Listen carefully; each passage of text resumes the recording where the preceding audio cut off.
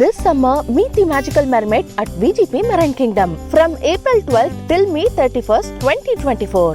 தேர்தலில் 542 வேட்பாளர்கள் வெற்றி பெற்றிருந்தாலும் அதில் ஒருவரது வெற்றி மிகவும் வித்தியாசமானதாக உள்ளது. யார் அந்த வேட்பாளர்? அவரது வெற்றியின் சிறப்பு என்ன? இப்போது பார்க்கலாம். காஷ்மீரின் பாராமுல்லா தொகுதியில் சுயேட்சையாக போட்டியிட்ட ஷேக் அப்துல் ரஷீத் வெற்றி பெற்றுள்ளார். டெல்லி திஹார் ஜெயிலில் சிறைப்பட்டுள்ள நிலையில் சுமார் 2 லட்சம் வாக்குகள் வித்தியாசத்தில் இந்த வெற்றியை அவர் பெற்றுள்ளார் என்பது கவனத்தை ஈர்க்கிறது. அதைவிட காஷ்மீரின் முன்னாள் முதலமைச்சர் உமர் அப்துல்லாவை வீழ்த்தி இந்த வெற்றியை பெற்றிருக்கிறார் ரஷீத். இன்ஜினியர் ரஷீத் என்ற பெயராலும் அழைக்கப்படும் இவர் அவாமி இத்திஹாத் கட்சி என்ற கட்சியையும் நடத்தி வந்தார்.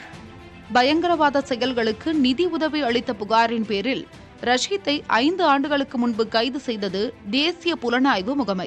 சிறையில் வாடினாலும் தேர்தல் களம் காண முடிவு செய்த ரஷீத் நம்பிக்கையுடன் வேட்புமனு தாக்கல் செய்தார்.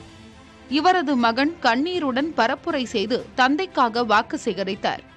இறுதியில் மகனின் அனுதாபம் குவிந்த நிலையில் 2 லட்சம் வாக்கு வித்தியாசத்தில் பெரிய வெற்றியை பெற்றுள்ளார்.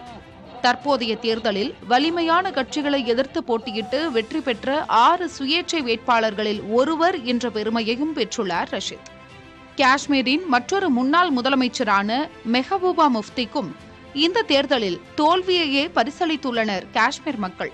சிறப்பு அந்தஸ்து நீக்கத்திற்கு பின் நடைபெற்ற முதல் தேர்தல் என்பதால் தேசிய அளவில் இந்த தேர்தல் முடிவுகள் கவனத்தை ஈர்த்தன. இதில் தேசிய மாநாட்டு கட்சியும் பாஜகவும் தலா 2 இடங்களில் வென்ற நிலையில் சுயேட்சைக்கு ஒரு வெற்றி கிடைத்துள்ளது. This summer, meet the magical mermaid at VGP Marine Kingdom from April 12th till May 31st, 2024.